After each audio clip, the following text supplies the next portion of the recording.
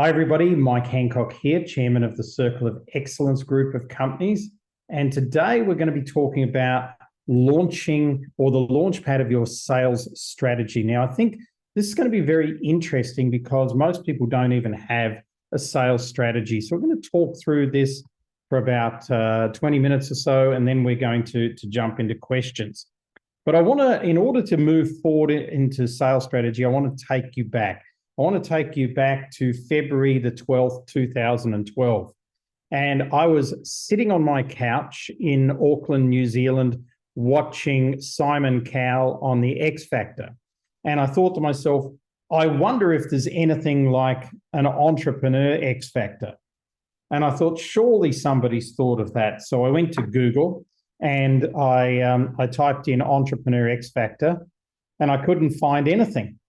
And I thought, wow, I can't believe nobody's thought of that. And I thought, I'll bet you the .com is not available. So I went to GoDaddy and I put in entrepreneurxfactor.com.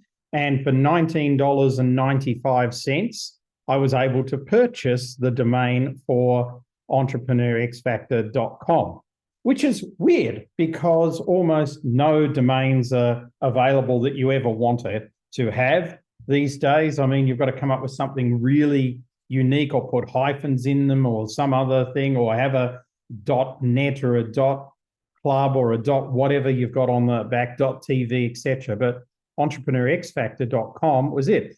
Then after I bought it and spent my $20, $19.95, I sat there and I thought, okay, so it's a good brand. What the heck do I do with it? So I didn't have an idea at that stage. I actually started with the brand, which is totally against my way of doing things because you should also always start with the development of the idea. So then I thought I better develop the idea. And I thought, well, it's obviously a competition because X Factor, the TV show, is a competition. And so I thought it's obviously competition for entrepreneurs. So we need to run a competition for entrepreneurs. But the way in which we could do that is that we could pull a whole one-day event together that built up to the competition towards the end of the day, and we could give a prize for the person who had the most X Factor. So that's when I decided to pull in my business partner at the time, and I rang him. He was living in Singapore, Canadian, and I said to him, Dave, we are going to do this thing called Entrepreneur X Factor. So that was on the 12th of February. This is a newspaper article that came out sometime after that, in some paper or somewhere around the world.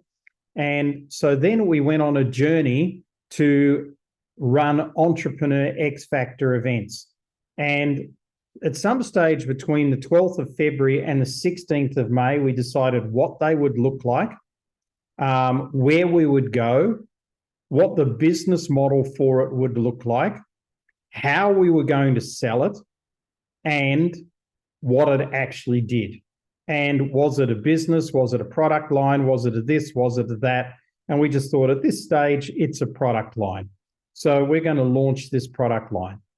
So that was February, March, April, May. So 3 months, 90 days. So it took us 90 days to basically put everything together and to start marketing in the last month of that. So basically from after Easter that year, I'm sure that's when we would have started, to the 16th of May, we were actually starting our marketing and putting in our project management systems to market that event.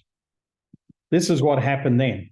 Entrepreneur X Factor went around the world. So what you're seeing in the photos here is the team of the finalists in different countries around the world. You'll see it in Prague, down the bottom left there. You'll see we're in various business magazines and different things up at the top there. This was all created in those 3 months. You'll see our logo there. You'll see Dave on the bottom right there standing next to Eric Lassard, who was at that stage the winner of Dublin, Ireland. And he was the youngest inspirational author, public speaker, and board game creator on the planet at that point of time. He was 9 years old. At 9 years old, he became the youngest ever Circle of Excellence Gold member.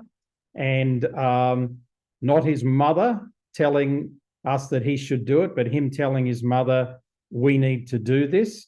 And that was right back there in 2012. Just as an aside story, 13 years later, Eric's now 22, going on 23. He's won Silicon Valley Awards. He's won many different awards. He's based now in Las Vegas, Nevada, with his family, and they are following his journey as an entrepreneur, and he has been an extraordinary entrepreneur. And actually, when I read his book that he'd just come out with when he was 9, I actually had to tell you it was one of the best personal development books I thought I'd ever read, and it was only 80 pages long. So that's what happened in 2012.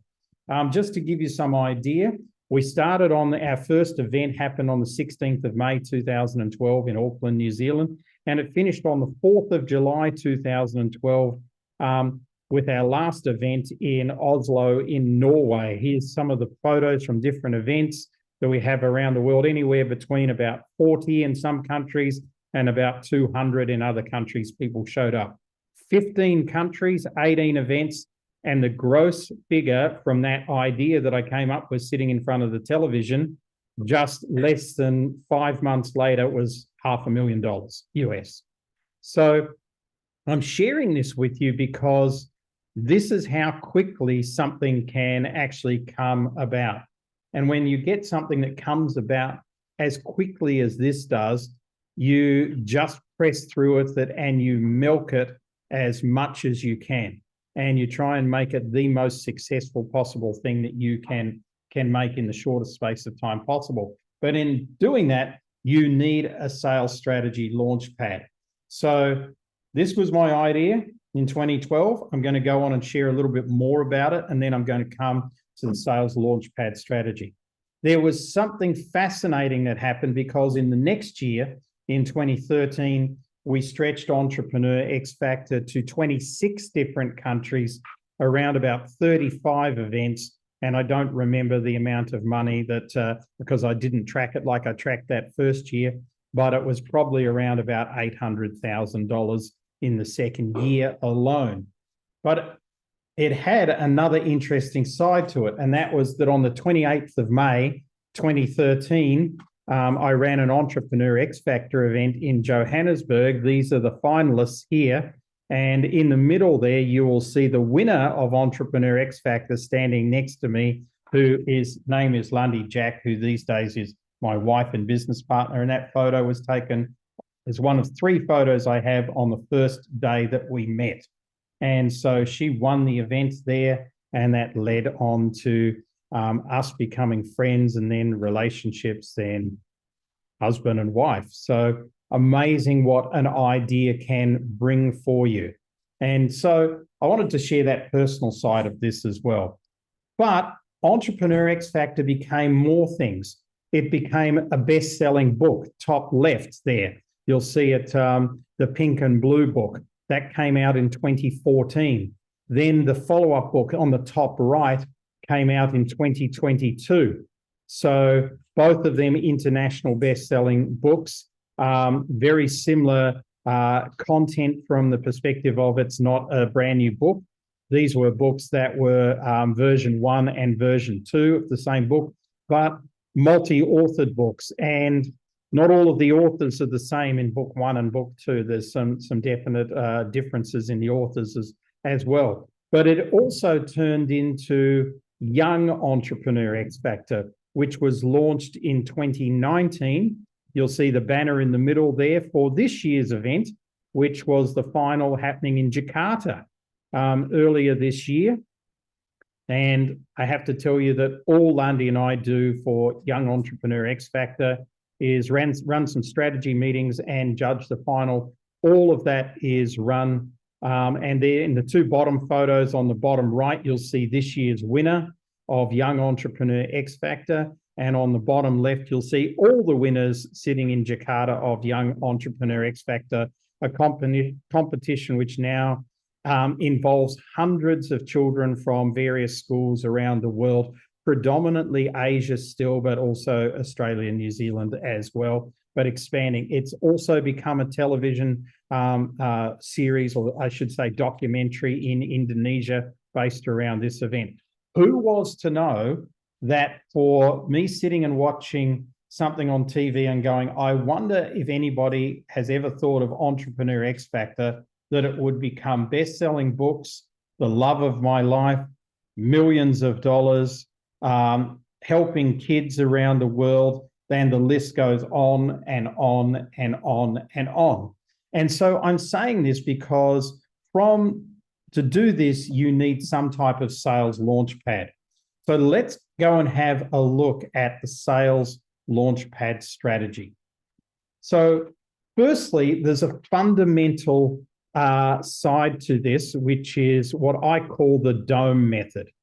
And that is when you have any new idea, like I had with Entrepreneur X Factor back, all those years ago, the first thing you want to do is you want to do a diagnosis. So what is the state of the market in relation to this? And as you could see in that, there was no Entrepreneur X Factor. Nothing existed.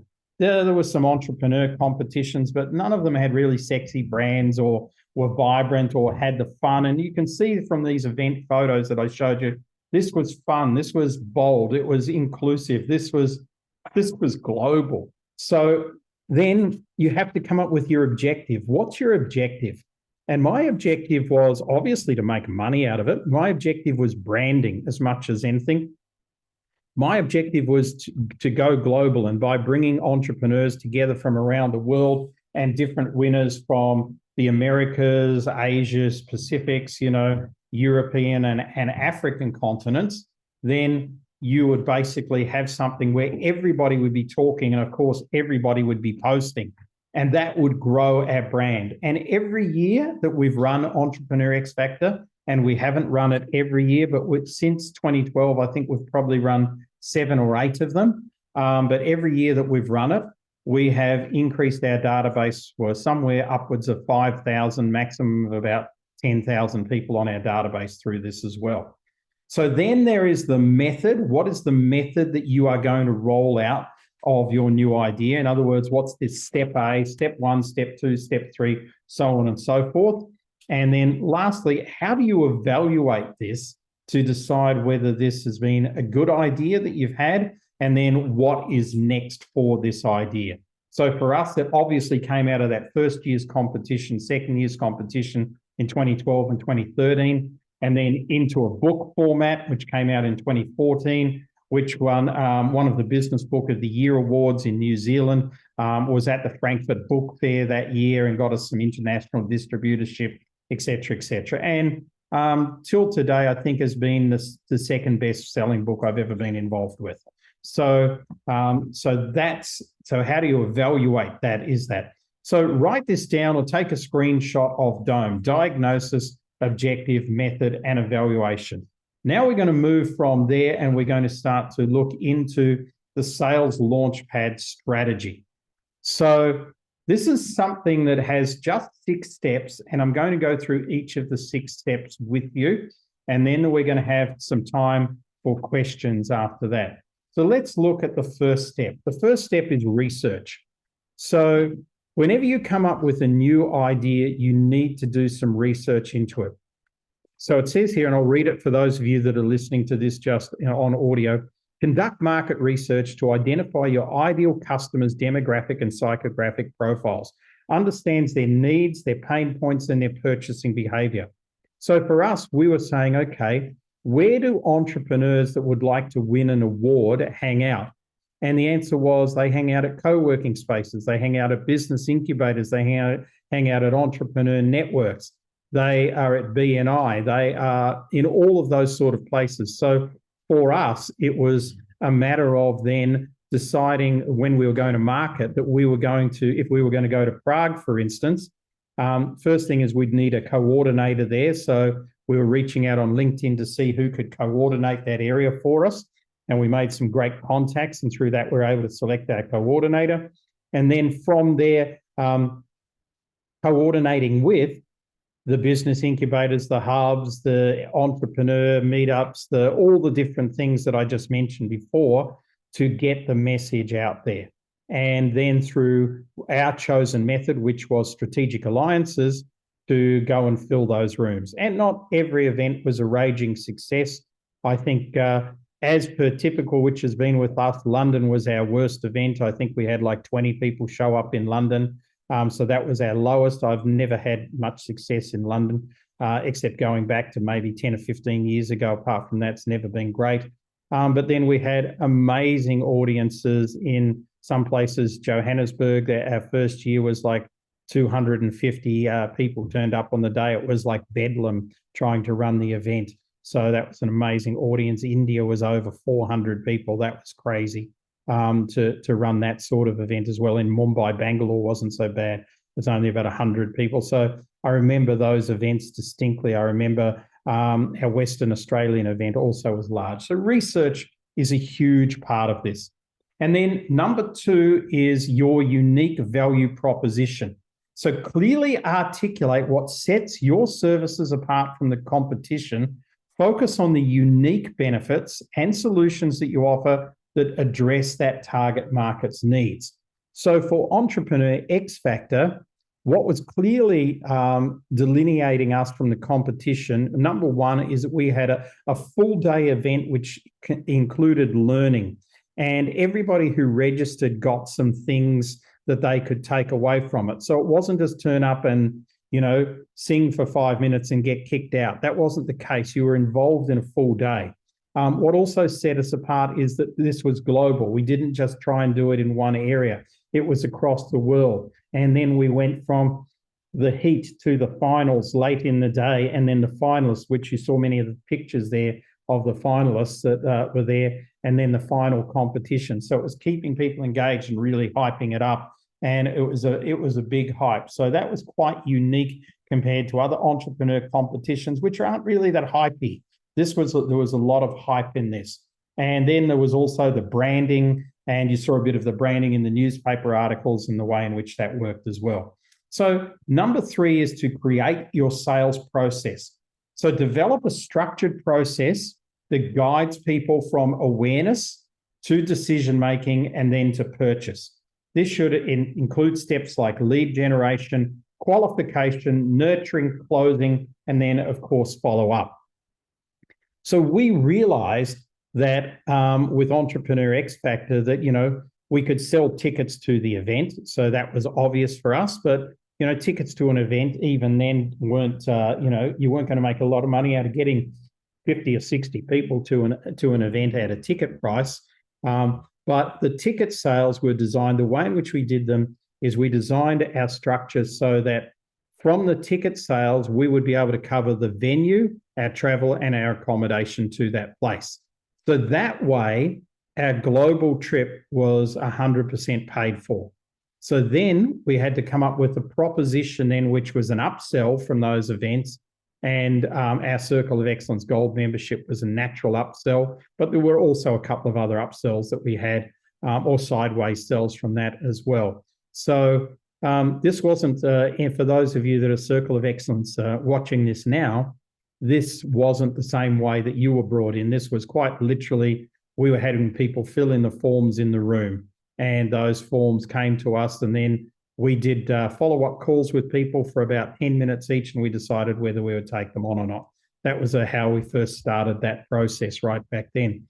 But our process, and we had to run quite a strict project management system behind events, because we were literally, we'd marketed the first few events by the time we started the first event to 2012, which was in Auckland, but we certainly didn't have anybody coming to Oslo, which was the last place we were going to be at that point of time. So we had to run a project management thing, which was reaching out to people, securing our collaborator on the ground, securing our strategic alliances, first marketing going out 4 weeks before, second marketing 3 weeks before, third marketing 2 weeks before, fourth and fifth marketing in the last week to get people to the event. So you need that sort of sales process. You need that type of follow-up and things like that to happen, or else what you're going to find is you're going to find that you go through the typical things that entrepreneurs go through, which is feast or famine. Oh, I'm so busy, I don't know what to do, and I've got no time to market. Oh, I'm so broke now, I better market. Okay, having these project management systems that run underneath things like this so that you're constantly marketing and constantly selling is going to just make the business so much more secure for you. Number four. So number four is setting a price strategy. So determining the pricing models that reflect the value of your services whilst remaining competitive, and consider factors like cost, perceived value, market demand, and competitive pricing. So we had to look at the pricing. It was very different in different countries. For instance, in France, you will pay a lot more to go to an event. So nobody will go to an event in this day and age. I can't remember the prices in 2012, but nobody will go to an event in France unless it's at minimum €100 because they just don't think it's worthwhile. Whereas most people, if you were charging €100, wouldn't go to an event in Johannesburg. So you have to price for a local marketplace. Does your end product that you have, for instance, ours is an upsell, did we price it differently in different markets? No, we didn't. We simply used the fact that in places like India, there were going to literally be more people at the event. So we're probably going to have the same numbers buying our end product at a high ticket offer from India as what we did from, say, Auckland, where we would have obviously a lot lower number of people, maybe I think 80 or 90 people there in the first instance. So, but the thing is that you have to set your pricing structure. It can be market specific. You have to give good thought to that. I'm a great fan of look at what your competitors are doing and then throw it away and do your own thing and make it so much better. The idea is not to differentiate from your competitors. The idea is to be so unique in many ways that they simply can't compete with you and there's no competition. And in fact, what we do for our Circle of Excellence Gold members, we still say there's nobody else in the world who does that. There's no one. We've never come across anybody who does that. So we've come across lots of people who do parts of it, but never anybody who does all of it put together like that. So try and be that unique. Then number 5 is developing your sales armor. And what I mean by sales armor is creating your high quality sales material, your pitch decks, your brochures, your case studies, your testimonials, your presentations, whatever you need that is clearly going to communicate your value proposition and your services. For us, it was the logos. For us, it was the copy. For us, it was the banners, the Facebook things. And you can see how even in the photo that I showed you, how the people in the Czech Republic took our intellectual property under license from us and put it in Czech. But it still had the same feel as if it was going to be in Dublin or if it was going to be in Sydney, Australia. So develop that sales armor. Then for us, it was also the presentations. Our sales armor was the way in which we showed up, the way in which we dressed as well. I went through a whole era around about then of basically using hats. And so I was using hats. So I was working with a lot of hats at that stage and was known for those as well as my shirts and shoes, which I was always known for, part of the sales armor there. And then number 6, coming down to really the evaluation part, which is monitor, analyze, and adapt. So using things like a CRM system to track your leads, manage your customer interactions, analyze your sales performance, and analyze regularly and position yourself to adapt. So we did that in the first year. We learned from that. We learned that some markets were ridiculously strong for us that we'd never considered before. Warsaw in Poland, Bucharest in Romania, just wonderful places for us. And we really did well in those places. London, as I said, we didn't even go back there in the second year of Entrepreneur X Factor and never run Entrepreneur X Factor there again, simply because it just didn't work. There was too much going on. It was too desensitized as a market, et cetera, et cetera. Even in the US running it, not to run it in LA or New York, but to run it in a couple of other different places. Vegas was a great, Phoenix was great for Entrepreneur X Factor, to give you some examples. So adapting and monitoring all the time. So when you evaluate, it's not just about how much money did we make, it's about how much fun did we have. Could this be a long-term process or something that we can hold on to long-term? So let's start to bring that whole sales Launchpad strategy and put it in some simple takeaways for you. Whenever you do something, it should always start as a project. you shouldn't look at it as something that you'll be basically, really attached to in the long term, but to do this as a project. So your first question is, should I do this again? Then your next question is, can I integrate this somehow into what we do so that it can be something that can go on, which is what we technically did with Entrepreneur X Factor. Then, is this a business? We only realized after about 5 years of doing it that this is a business, but it's not a business necessarily for our adult market. It's a business for the kids market, the young Entrepreneur X Factor. And then, can I scale this? And I've always thought that Entrepreneur X Factor is a television show. We've pitched it time and time again. We haven't had pickup except in Indonesia for Young Entrepreneur X Factor, but that was a documentary and it wasn't a regular television show.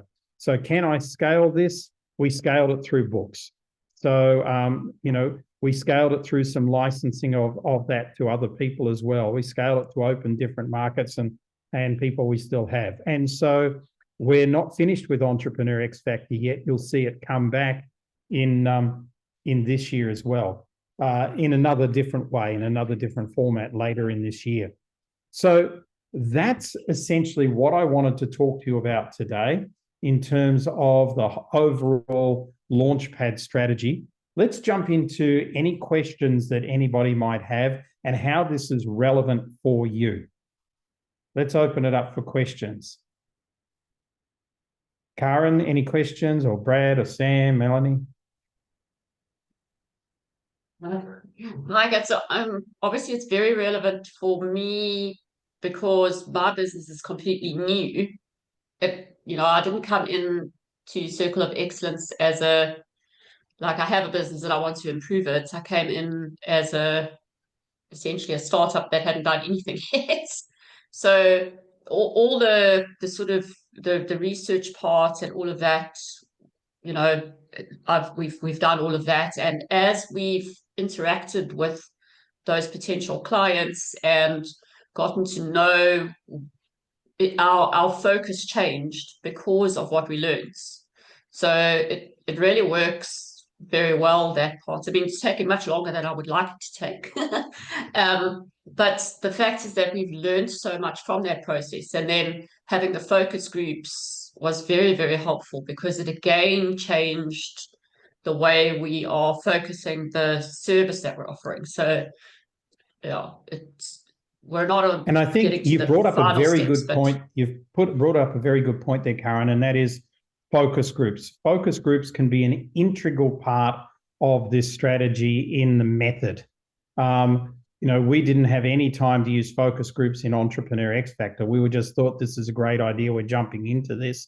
But I would definitely advise for anybody coming up with an idea that you take it through the process to a point where you're comfortable it can work, and then take it into a focus group. And tell me, what sort of fine tunes did your focus groups give you on your idea?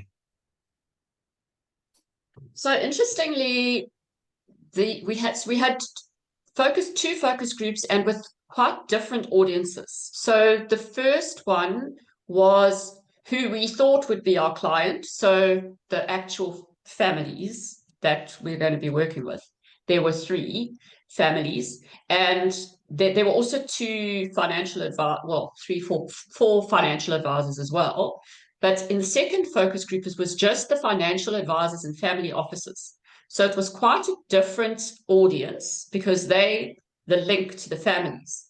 And in the first one, because it was the families, they were all like, oh no, we don't have any problems, we're all good. And so they were quite resistant to it. And they were like, oh, you shouldn't tell us why it's going to cost us more if we don't go to you. They didn't want to hear that, which was very interesting because that is a pain point. If you Absolutely. don't do it this way, it's going to burn your pockets. Anyway, from the second one, what we realized was that, and from the first one, that our door, the gatekeepers are the financial advisors and the family officers, and those are the relationships we have to nurture and build on, which we have been doing really well. And they are such an amazing group of people. And so they love our concept. But what he also said to us is instead of the mediation side, which is where we were targeting, that we must do more training for the families on conflict resolution and conflict styles and communication styles and all of that type of stuff. So the other product that we offer. So that was for me was the most interesting part. So yeah. I think that's fantastic and great feedback. So what you found through the process of going through this, sales launchpad cycle, when you got to your method, you put in focus groups, and those focus groups, one of them was the end client, and one of them was the intermediary that got to the end client. The end client were like, no, we're good, thank you very much. Often happens. But then you found that the intermediary goes, no, this is brilliant, everybody needs this. But they also were able to fine tune and give you some really great feedback, which sort of your positioned your product slightly differently than what you might have thought that was positioned. This is such a great case study in itself, and thanks for sharing that, Karen. Brad, I noticed you there. Did you have something you wanted to say? No, you're good. Okay, great. So are there any other questions or anything else that people would like to dig into with this? If not, then I'm going to make some suggestions to you. So I don't see hands up, so I'm going to go with my suggestions. So suggestion number one is that you run what we call our opportunities formula across this. And so what do I mean by our opportunities formula? I mean this. I mean that there's 6 stages to it. The first one is, does this idea that I've just come up with fit my passion and my purpose? If it doesn't, you shouldn't be doing it, okay? Number 2 is, can I add value to this in my natural way? So natural way doesn't necessarily mean what you're skilled to do, but it means in the way in which you like to do things.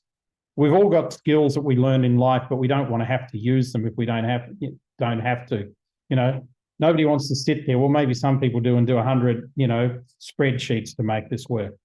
Number 3, can I leverage this? Meaning, can I multiply it or magnify it and make it bigger? Number 4 is, if it fails, will it sink me? Because we've all heard of people who have spent their last dollar and become multi-billionaires, but we haven't heard about the people who have spent their last dollar and are now broke, which is probably 1 billion times more than the multi-billionaire people. So, I don't believe in doing any crazy idea that'll put you in a situation that may break the bank.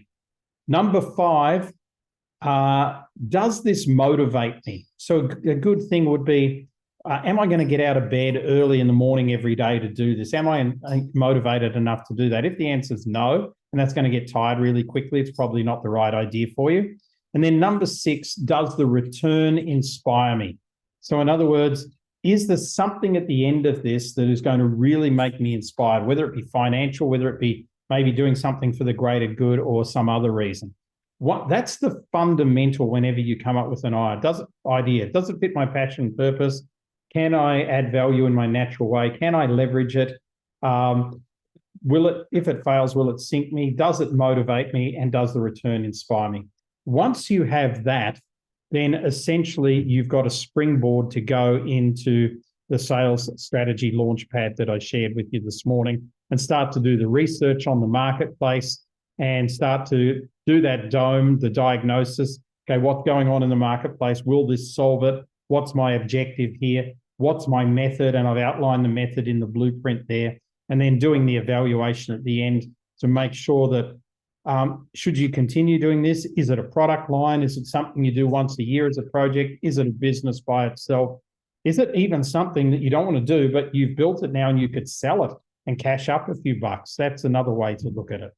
So there's different ways and different perspectives to look at this, but that's how you take an idea and turn it into a sales strategy and launch it.